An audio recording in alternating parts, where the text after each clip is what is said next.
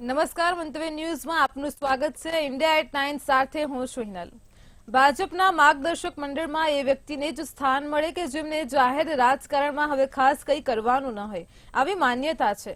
2014માં જ્યારે અમિત શાહ ભાજપના અધ્યક્ષ હતા ત્યારે માર્ગદર્શક મંડળની જાહેરાત કરવામાં આવી હતી અને ત્યારે તેમાં 5 નેતાઓના નામ હતા.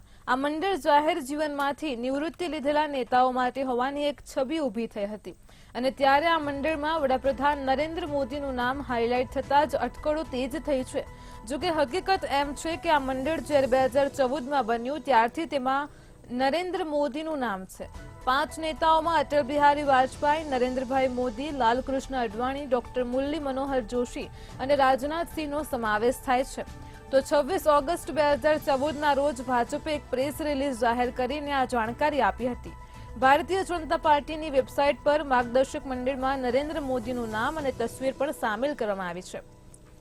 આ તસવીરને લઈને લોકો સોશિયલ સાઇટ પર વિવિધ પ્રકારની અટકળો લગાવી રહ્યા છે. તો માર્ગદર્શક મંડળમાં નરેન્દ્ર મોદી અને રાજનાથસિંહના નામ નવા નથી, તે હવે ભાજપની વેબસાઇટ પર હાઇલાઇટ થઈ રહ્યા છે. 2014માં જ 26 મેના રોજ નરેન્દ્ર મોદીએ પહેલીવાર વડાપ્રધાન તરીકે શપથ લીધા હતા અને જ્યારે મોદીને વડાપ્રધાન પદના ઉમેદવાર જાહેર કરવામાં આવ્યા ત્યારે જ અડવાણીને તે ન ગમ્યું હોવાનું કહેવાતું હતું.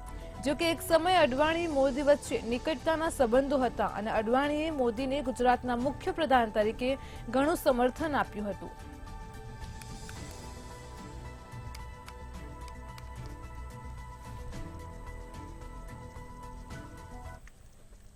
નીટ કેસમાં વિદ્યાર્થીઓને મોટી સફળતા મળી છે. સુપ્રીમ કોર્ટમાં સુનાવણી દરમિયાન એનટીએ માહિતી આપી છે કે તેઓએ 1563 વિદ્યાર્થીઓના ગ્રેસ માર્ક્સ રદ કરી રહ્યા છે. તેમજ આ વિદ્યાર્થીઓ માટે જ પુનઃ પરીક્ષા લેવામાં આવશે. સુપ્રીમ કોર્ટે સ્પષ્ટ કહ્યું છે કે જે વિદ્યાર્થીઓને ગ્રેસ માર્ક્સ મળ્યા છે તેમને જ સામેલ કરવામાં આવશે.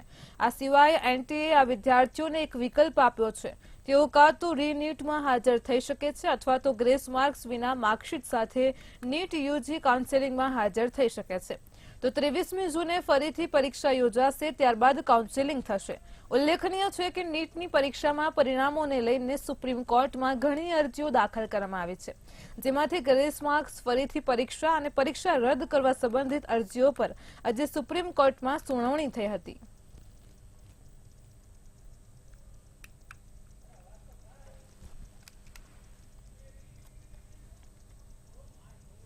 અજીત દોભાલ, મોદી સરકાર 3.0માં ત્રીજી વખત એનએસએ રહેશે. આ સાથે જ વડાપ્રધાનના મુખ્ય સચિવ પીકે મિશ્રા પણ આ પદ પર રહેશે. આ રીતે તેમનો કાર્યકાળ વડાપ્રધાન મોદીના કાર્યકાળ સાથે જ પૂર્ણ થશે. તો અજીત દોભાલને એનએસએ, પીકે મિશ્રાને વડાપ્રધાનના મુખ્ય સચિવ તરીકે, જ્યારે અમિત ખરે અને તરુણ કપૂરને વડાપ્રધાન કાર્યાલયમાં વડાપ્રધાનના સલાહકાર તરીકે નિયુક્ત કરવામાં આવ્યા છે. કેબિનેટની નિમણૂક સમિતિએ રાષ્ટ્રીય સુરક્ષા સલાહકાર તરીકે આઈપીએસ નિવૃત્ત અજીત દોભાલની નિમણૂકને મંજૂરી આપી છે. તો દોભાલની નિમણૂક અંગે જાહેર કરાયેલા પત્રમાં વધુમાં કહેવામાં આવ્યું છે કે તેમની નિમણૂક વડાપ્રધાનના કાર્યકાળ સાથે અથવા તો આગળના આદેશો સુધી જે પણ વહેલું હોય તે સાથે સમાપ્ત થશે. તેમના કાર્યકાળ દરમિયાન રાષ્ટ્રીય સુરક્ષા સલાહકારને કેબિનેટ મંત્રીનો દરજ્જો આપવામાં આવશે.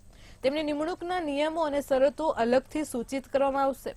તો રાષ્ટ્રીય સુરક્ષા સલાહકાર એ બંધારણીય પદ છે. પીએમના સૌથી ભરોસાપાત્ર અધિકારી એનએસએ છે. વ્યૂહાત્મક બાબતોની સાથે તેઓ આંતરિક સુરક્ષાના મામલામાં પણ વડાપ્રધાનને મદદ કરે છે. તે સલાહ આપે છે કે ક્યારે અને કયો નિર્ણય લેવો યોગ્ય છે.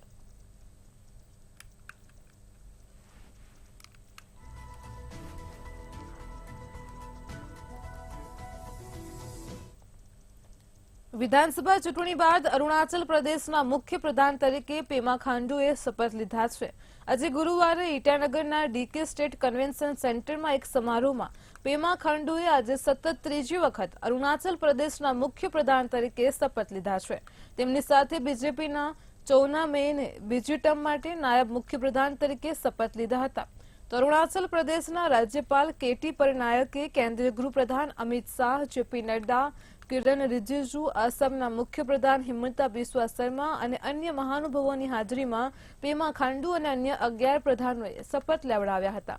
તો ખાંડુ અને મેન સિવાય અન્ય 10 કેબિનેટ પ્રધાનોમાં બ્યુરામ વાઘે, ન્યાતો દુકામ, ગ્રેબિલર ડેનવાંગ વાંગસુ, વાંકી લોવાંગ, પાસાંગ દોરજી સોના, બાલોરાજા અને અજિંતો તાસિંગનો સમાવેશ થાય છે. તો આ સાથે જ બુધવારે અરુણાચલ પ્રદેશમાં બીજેપી વિધાયક દળના નેતા તરીકે પેમા ખાંડુને ચૂંટવામાં આવ્યા હતા. આ પછી અરુણાચલ પ્રદેશના ગવર્નર લેફ્ટનન્ટ જનરલ કે.ટી. પરનાયકે ખાંડુને સરકાર રચવા આમંત્રણ આપ્યું. પેમા ખાંડુ શરૂઆતમાં કોંગ્રેસ પક્ષ સાથે હતા. તેઓએ 2016માં સૌપ્રથમ અરુણાચલ પ્રદેશના મુખ્ય પ્રધાન બન્યા હતા. થોડા મહિનાઓ પછી તેઓ લગભગ તમામ કોંગ્રેસના વિધાનસભ્યો સાથે પીપલ્સ પાર્ટી ઓફ અરુણાચલમાં જોડાયા અને બીજી સરકાર બનાવી. જોકે ડિસેમ્બર 2016માં પીપીએ ખાંડુને હાંકી કાઢ્યા હતા અને ત્યારબાદ તેઓ ભાજપમાં જોડાયા. 2019 વિધાનસભા ચૂંટણીમાં કુલ 60 બેઠકોમાંથી 41 બેઠકો જીતીને ભાજપે સરકાર બનાવી. તો 9 મે 2019ના રોજ ભાજપના નેતા તરીકે પેમા ખાંડુએ બીજી વખત મુખ્યપ્રધાન તરીકે શપથ લીધા હતા.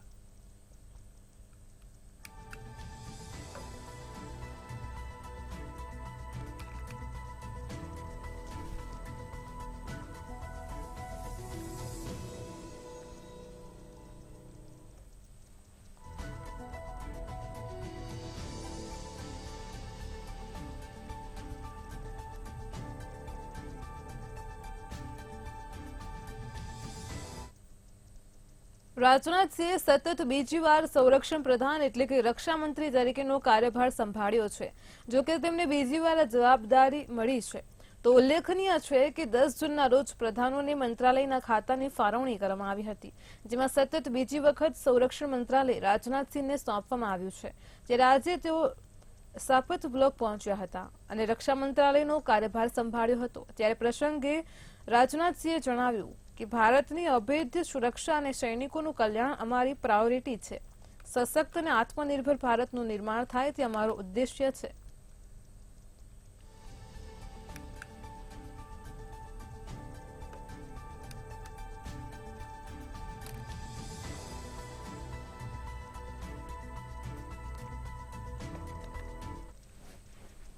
वैसे पिछले 5 वर्षों से रक्षा मंत्री के रूप में इस रक्षा मंत्रालय में मैंने अपने दायित्व का निर्वहन किया है और ये दोबारा प्रधानमंत्री जी ने यह जिम्मेदारी रक्षा मंत्रालय की दी है. मैं समझता हूं कि जो हमारे पहले प्रायोरिटीज थी वही आगे भी हमारी प्रायोरिटीज रहेंगी और भारत की अभेद्य सुरक्षा और साथ ही साथ भारत की अजेय सेना और हमारे सैनिकों का कल्याण, ये हमारी प्रायोरिटीज में विशेष रूप से शामिल है. यानी हम चाहते हैं कि सशक्त भारत का निर्माण हो, आत्मनिर्भर भारत का निर्माण हो, ये हमारा उद्देश्य है. और साथ ही साथ रक्षा उत्पाद में हम आत्मनिर्भर बने, ये सबसे बड़ा उद्देश्य हमारा है. और इस दिशा में एक मंजिल हम लोगों ने तय की है और आप सब लोगों को मालूम है कि 21,000 करोड़ से अधिक का हम लोगों ने एक्सपोर्ट किया है, जो कि एक हिस्टोरिकल ये अचीवमेंट है. દેશમાં તાજેતરમાં યોજાયેલી લોકસભાની ચૂંટણીમાં ઇન્ડિયા ગઠબંધનને ભાજપની આગેવાની હેઠળના એનડીએ સામે મોટો પડકાર ફેંક્યો. શરદ પવાર આગામી વિધાનસભાની ચૂંટણીમાં એનડીએને હરાવવા તૈયાર છે. તેઓ દાવો કરી રહ્યા છે કે શરદ પવારે પુરંદર તાલુકાના કોલવિહરામાં દુષ્કાળગ્રસ્ત ખેડૂતો સાથે વાતચીત કરી. આ વખતે તેમણે કહ્યું કે તમે 4-6 મહિના રાહ જુઓ, હું રાજ્ય સરકાર બદલવા માંગુ છું. જ્યાં સુધી આ સરકાર નહીં બદલાય ત્યાં સુધી અમે ખેડૂતો માટે જે નીતિઓ ઈચ્છીએ છીએ તેનો અમલ નહીં કરી શકીએ. સરકાર બદલાશે ત્યારે ખેડૂતો માટે કામ કરીશું. તો વિધાનસભા ચૂંટણી તરફ ઇશારો કરતા પવારે કહ્યું કે જો અમારી માંગણીઓ પર ધ્યાન આપવામાં ન આવે તો તમારે આગામી 4 થી 6 મહિનામાં નીતિ ઘડતરની સત્તા અમને સોંપવી જોઈએ.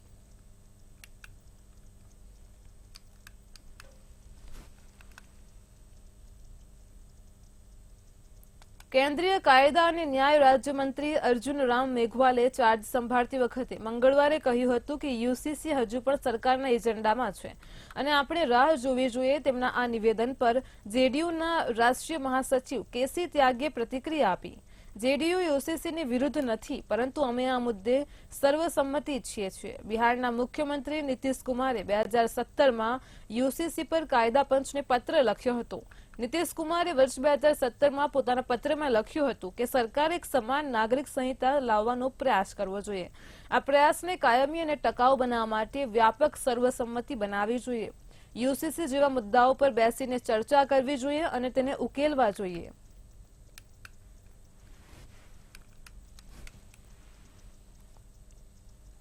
કર્ણાટકની એક ટ્રાયલ કોર્ટે પૂર્વ મુખ્યમંત્રી અને ભારતીય જનતા પાર્ટીના નેતા બીએસ યેદિયુરપ્પા વિરુદ્ધ protection of children from sexual offence act 2012 હેઠળ નોંધાયેલા કેસના સંબંધમાં ધરપકડ વોરંટ જારી કર્યું છે. એડિશનલ સિટી સિવિલ અને સેશન જજ એનએમ રમેશે આજે વોરંટ જારી કર્યું હતું અને જેણે ક્રાઇમ ઇન્વેસ્ટિગેશન ડિપાર્ટમેન્ટ માટે યેદિયુરપ્પાની ધરપકડ કરવાનો માર્ગ મોકળો કર્યો હતો. નોંધનીય છે કે યેદિયુરપ્પા દ્વારા તેમની સામેના કેસને રદ કરવાની માંગ કરતી અરજી કર્ણાટક હાઈકોર્ટ સમક્ષ પેન્ડિંગ છે.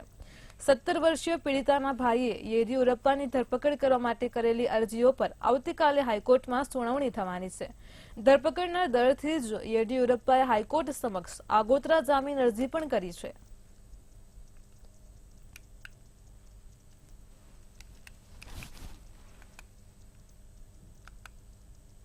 જમ્મુ કાશ્મીરમાં રિયાસી, કઠુઆ, ડોડામાં આતંકી હુમલા બાદ હવે ડોડાના ગંડોહમાં કોટા ટોપમાં પણ આતંકવાદીઓ દ્વારા ચોથો હુમલો કરવામાં આવ્યો છે. ફાયરિંગ કરવામાં આવ્યું છે.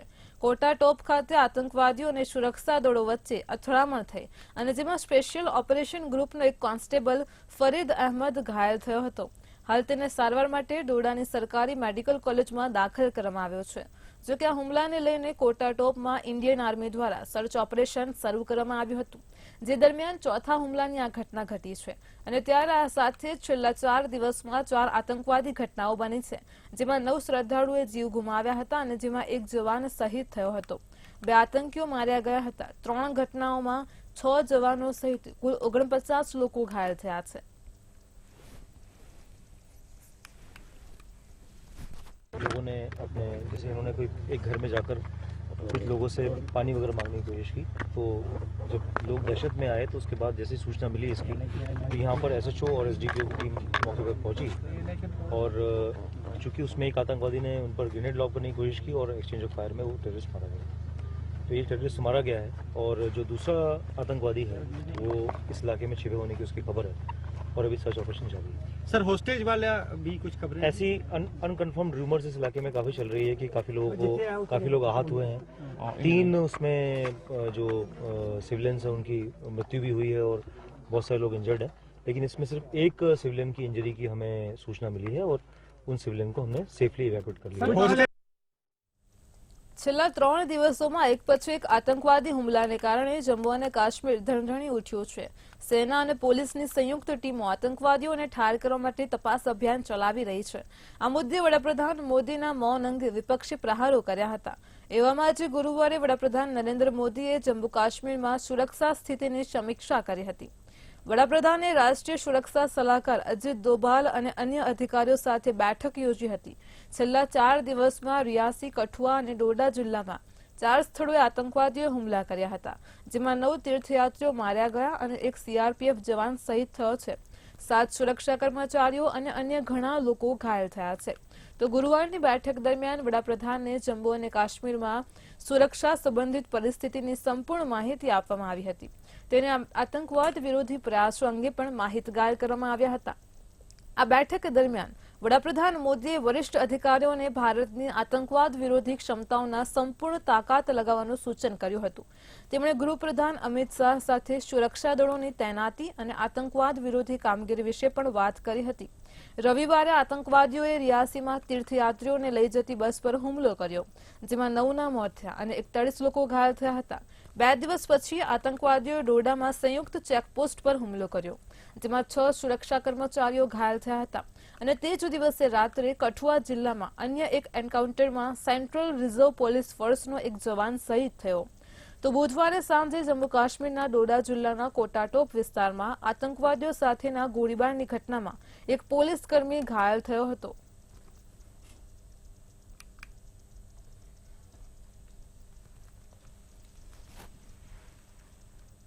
રવિવાર 9 જૂનથી જમ્મુના જુદા જુદા જિલ્લામાં 4 આતંકવાદી હુમલાની ઘટનાઓ નોંધાઈ છે. પહેલા રિયાસીમાં બસ પર હુમલો થયો, પછી કઠુઆમાં એક ઘર પર હુમલો થયો, ત્યારબાદ ડોડામાં 2 જગ્યાએ હુમલા કરવામાં આવ્યા.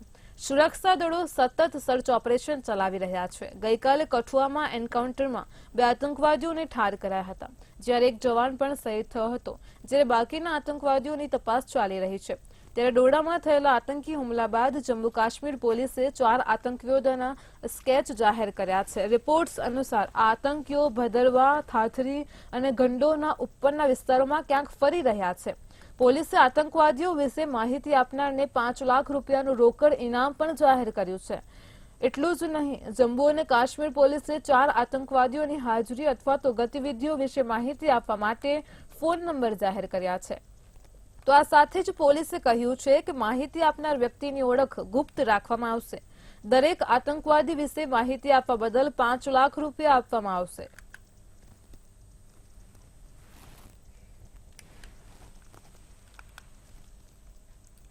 ઓનલાઈન ઓર્ડરમાં જીવાતો નીકળવી તો હવે સામાન્ય થઈ ગઈ છે અને ત્યાં મુંબઈમાંથી એક ચોંકાવનારો કિસ્સો સામે આવ્યો છે, જેમાં મહિલાએ ઓનલાઈન આઈસ્ક્રીમ મંગાવી હતી, પરંતુ તે આઈસ્ક્રીમમાંથી માણસની કપાયેલી આંગળી મળી આવી હતી. આ ઘટના મહાનગરના મલાડ વિસ્તારની છે. મહિલાએ ઓનલાઈન આઈસ્ક્રીમ મંગાવ્યા બાદ અડધાથી વધુ આઈસ્ક્રીમ પણ ખાઈ લીધી હતી. બાદમાં તેને લાગ્યું કે કંઈક ગરબડ છે, ત્યારે ધ્યાનથી જોતા આઈસ્ક્રીમમાંથી માનવીની આંગળીનો 2 સેન્ટીમીટર જેટલો લાંબો ટુકડો નીકળ્યો હતો.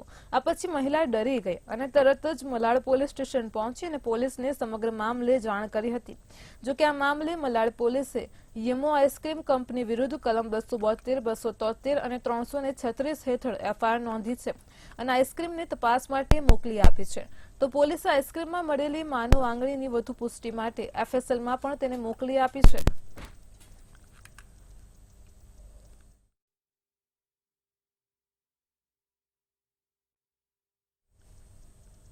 અયોધ્યામાં નવનિર્મિત રામ મંદિરમાં પ્રાણ પ્રતિષ્ઠા બાદ તેને ઘણા શહેરોમાં અયોધ્યા માટે સીધી ફ્લાઇટ શરૂ કરી હતી. હવે કંપનીએ કેટલાક શહેરોથી અયોધ્યાની સીધી ફ્લાઇટ બંધ કરવાનો નિર્ણય લીધો છે. તો અયોધ્યાના નવનિર્મિત રામ મંદિરમાં ભવ્ય અભિષેક સમારોહ થયો હતો અને તે પહેલા જ સરકારે અયોધ્યા શહેરને એરપોર્ટ, નવું રેલવે સ્ટેશન, નવું બસ સ્ટેન્ડ વગેરે સુવિધાઓ પૂરી પાડી હતી. લગભગ તમામ એરલાઇન્સે દેશના ઘણા શહેરોમાંથી અયોધ્યા માટે સીધી ફ્લાઇટ શરૂ કરી હતી અને આમાં સ્પાઇસ જેટ પણ સામેલ હતું. પરંતુ હવે કંપનીને અયોધ્યા જતી ફ્લાઇટમાં પૂરતા મુસાફરો નથી મળી રહ્યા, એટલા માટે તે મોટાભાગના શહેરોમાંથી આ સીધી ફ્લાઇટ્સને બંધ કરી રહી છે. સ્પાઇસ જેટના પ્રવક્તાએ કહ્યું હતું કે અમારી ફ્લાઇટ પ્રોગ્રામ સંપૂર્ણપણે માંગ અને બિઝનેસના આધારે ચલાવવામાં આવે છે. અમુક શહેરોથી અયોધ્યાની ફ્લાઇટની ઓછી માંગને કારણે અમે એ રૂટ બંધ કરવાનો નિર્ણય લીધો છે. નોંધનીય છે કે અયોધ્યા ખાતે મહર્ષિ વાલ્મીકી ઇન્ટરનેશનલ એરપોર્ટનું ઉદ્ઘાટન વડાપ્રધાન નરેન્દ્ર મોદી દ્વારા 30 ડિસેમ્બરે કરવામાં આવ્યું હતું. આ સાથે જ આ વર્ષે 1 ફેબ્રુઆરીથી સ્પાઇસ જેટે ચેન્નઈ, અમદાવાદ, દિલ્હી, મુંબઈ, બેંગલુરુ, જયપુર, દરભંગા, પટના જેવા શહેરોમાંથી અયોધ્યાની સીધી ફ્લાઇટ શરૂ કરી હતી અને ત્યારબાદ સ્પાઇસ જેટે હૈદરાબાદથી ડાયરેક્ટ ફ્લાઇટ શરૂ કરી હતી. હવે એક અહેવાલમાં એવો દાવો કરવામાં આવ્યો છે કે સ્પાઇસ જેટે મુંબઈ, બેંગલુરુ, જયપુર, પટના અને દરભંગા અને હવે હૈદરાબાદથી અયોધ્યાની ડાયરેક્ટ ફ્લાઇટને બંધ કરી દીધી છે.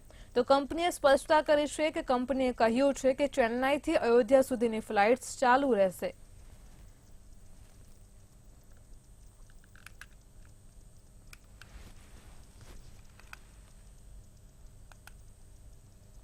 હીટવેવ અને આકરી ગરમી વચ્ચે પાટનગર દિલ્હીના લોકો પાણીની તંગીનો સામનો કરી રહ્યા છે. દિલ્હી અને હરિયાણા વચ્ચે પાણી છોડવાને લઈને વિવાદ ચાલી રહ્યો છે. પાટનગરના અનેક વિસ્તારોમાં પાણીની તંગી છે, તો દિલ્હી સરકારે અરજી દાખલ કરીને હરિયાણાને તાત્કાલિક પાણી છોડવાનો નિર્દેશ આપવાની માંગ કરી છે.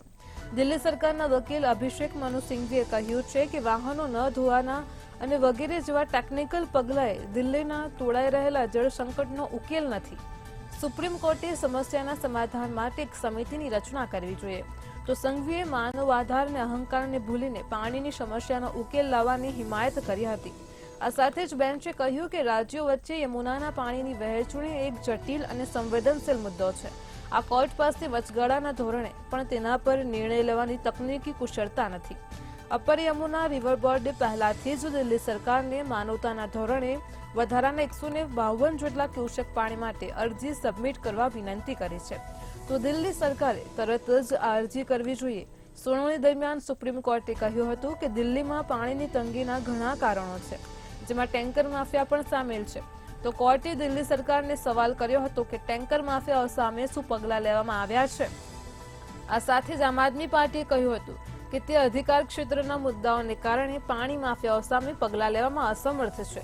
જો કે તેણે કહ્યું કે તે પાણીના લીકેજને નિયંત્રિત કરવા માટે તમામ પ્રયાસો કરી રહી છે. તો દિલ્હી પાણીની ગંભીર કટોકટીનો સામનો કરી રહી છે. દિલ્હી સરકાર હરિયાણા પર તેના હિસ્સાનું પાણી છોડતું ન હોવાનો આરોપ લગાવી રહી છે. દિલ્હીમાં ચાલી રહેલા જળ સંકટ વચ્ચે હિમાચલ પ્રદેશે કોર્ટમાં કહ્યું છે કે તેની પાસે વધારાનું પાણી નથી. પછી સુપ્રીમ કોર્ટે દિલ્હી સરકારને પાણી પુરવઠા માટે અપર યમુના રિવર બોર્ડનો સંપર્ક કરવાનો નિર્દેશ આપ્યો છે.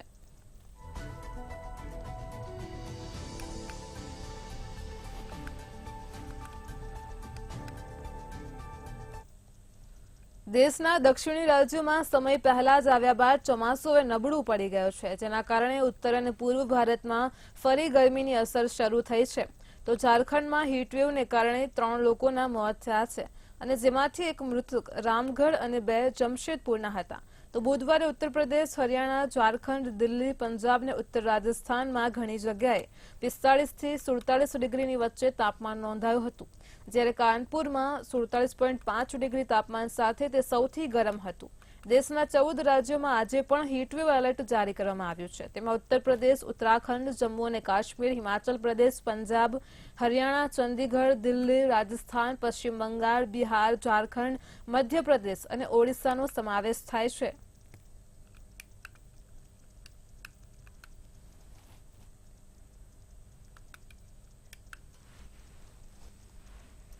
ભક્તો માટે સારા સમાચાર આવ્યા છે. જગન્નાથ મંદિરના તમામ 4 દરવાજા આજથી ખુલ્લા મુકાયા છે. ઓડિશામાં નવી ચૂંટાયેલી ભારતીય જનતા પાર્ટીની સરકારે બુધવારે પુરીમાં શ્રી જગન્નાથ મંદિરના તમામ 4 દરવાજા ફરીથી ખોલવાના પ્રસ્તાવને મંજૂરી આપી હતી. એટલું જ નહીં, વિકાસલક્ષી યોજનાઓ માટે 500 કરોડ રૂપિયાના વિશેષ ભંડોળની પણ જાહેરાત કરી છે.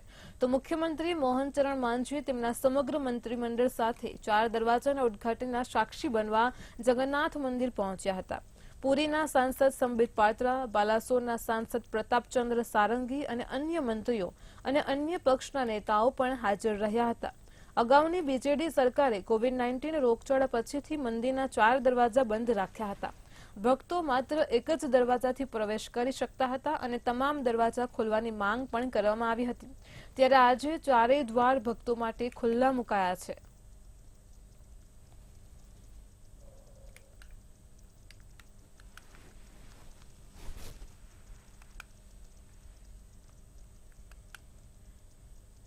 કુવૈતમાં કામદારોનું રહેઠાણ ધરાવતી ઇમારતમાં લાગેલી આગમાં 49 લોકોના મોત થયા છે, જેમાંથી 40 ભારતીય છે.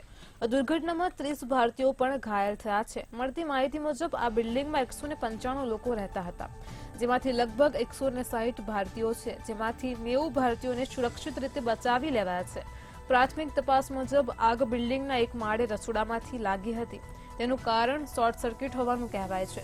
તો અકસ્માતમાં જીવ ગુમાવનાર પીડિતોની ડીએનએ તપાસ ચાલી રહી છે. ઓળખ બાદ મૃતદેહોને ભારત લાવવામાં આવશે અને તે જ સમયે સરકારે મૃતકોના પરિવારજનો માટે પીએમ રાહત ફંડમાંથી 2 લાખ રૂપિયાની સહાયની જાહેરાત કરી છે. આગમાં ઘાયલ થયેલા લોકોની સારવાર માટે પણ મદદની વાત કરવામાં આવી છે. હાલમાં તો જે આ બિલ્ડિંગમાં રહેતા હતા તે આગમાં કોઈક રીતે બચી ગયા હતા અને તે લોકો જ સળગી ગયેલા લોકોના મૃતદેહોને ઓળખવામાં મદદ કરી રહ્યા છે. તો અકસ્માતને કારણે ભારતના ઘણા રાજ્યોમાં ખળભળાટ મચી ગયો છે. જ્યાંના લોકો રહેવાસી હતા, ભારત સરકારે વિદેશ રાજ્યમંત્રી કીર્તિવર્ધન સિંહને પરિસ્થિતિનો તાગ મેળવવા અને મદદ પૂરી પાડવા માટે કુવૈત મોકલ્યા છે. તેમનું કહેવું છે કે એરફોર્સના વિમાન આગમાં માર્યા ગયેલા લોકોના મૃતદેહ લાવવા માટે તૈયાર છે. જો કે મોટો પડકાર એ છે કે મૃતદેહોની ઓળખ કરવી મુશ્કેલ બની રહી છે. આગ એટલી ભીષણ હતી કે મૃતદેહો બળીને રાખ થઈ ગયા છે. આવી સ્થિતિમાં મૃતદેહોની ઓળખ માટે ડીએનએ પરીક્ષણ કરવામાં આવી રહ્યું છે. જેમ જેમ મૃતદેહોની ઓળખ થશે તેમ તેમ તેમના પરિવારજનોને જાણ કરવામાં આવશે અને પછી તેમના મૃતદેહોને વાયુસેનાના વિમાનોની મદદથી ભારતમાં લાવવામાં આવશે. તો હાલમાં ઘાયલોને યોગ્ય સારવાર મળી રહે અને તેઓ ઝડપથી સાજા થાય તેની ખાતરી કરવા પર ભાર મૂકવામાં આવી રહ્યો છે. દૂતાવાસે માર્યા ગયેલા લોકોના પરિવારજનો માટે હેલ્પલાઇન નંબર પણ જારી કર્યો છે.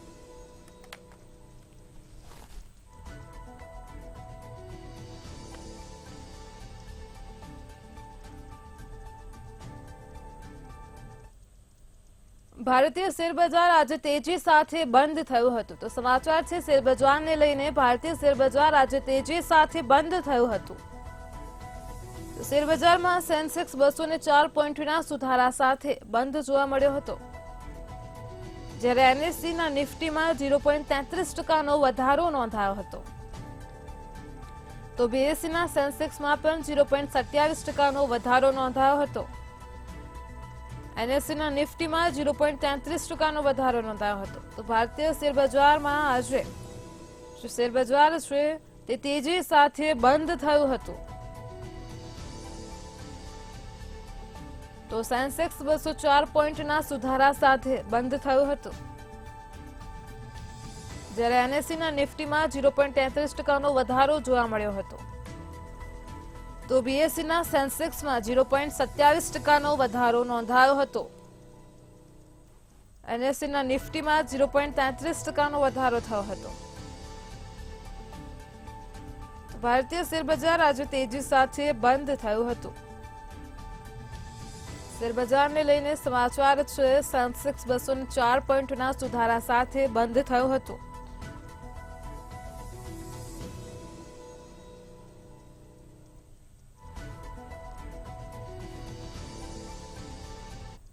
સમગ્ર વિશ્વમાંથી 15 લાખથી વધારે યાત્રિકો મક્કા મદીના પહોંચ્યા છે સમાચાર છે સમગ્ર વિશ્વમાંથી 15 લાખથી વધુ યાત્રિકો મક્કા પહોંચ્યા છે ઇસ્લામ ધર્મના લોકો હજ યાત્રા કરવા માટે મક્કા પહોંચ્યા છે 15 લાખથી વધુ યાત્રિકો છે ગત વર્ષ કરતા આ વખતે હજ યાત્રીઓની સંખ્યામાં વધારો થયો છે તો મક્કા મસ્જિદને ઇસ્લામ ધર્મનું પવિત્ર સ્થળ મનાય છે આ વખતે વિશ્વમાંથી 15 લાખથી વધુ યાત્રિકો હજ યાત્રાએ નીકળ્યા છે તો વર્ષ 2023માં 18 લાખથી વધુ લોકોએ હજ યાત્રા કરી હતી આ વખતે 15 લાખથી વધુ યાત્રિકો મક્કા પહોંચ્યા છે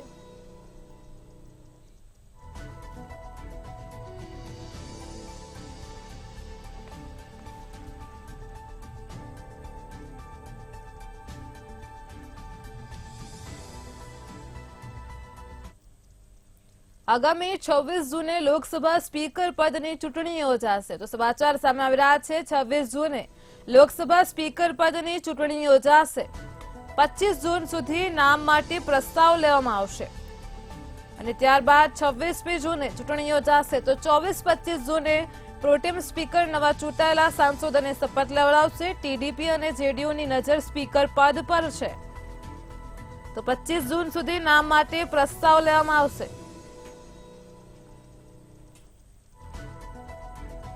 જ્યારે 26 જૂને લોકસભા સ્પીકર પદની ચૂંટણી યોજાશે ઇન્ડિયા એટ 9 માં હાલ આટલું જ વધુ સમાચાર માટે જોડાયેલા રહો મંતવ્ય ન્યૂઝ સાથે નમસ્કાર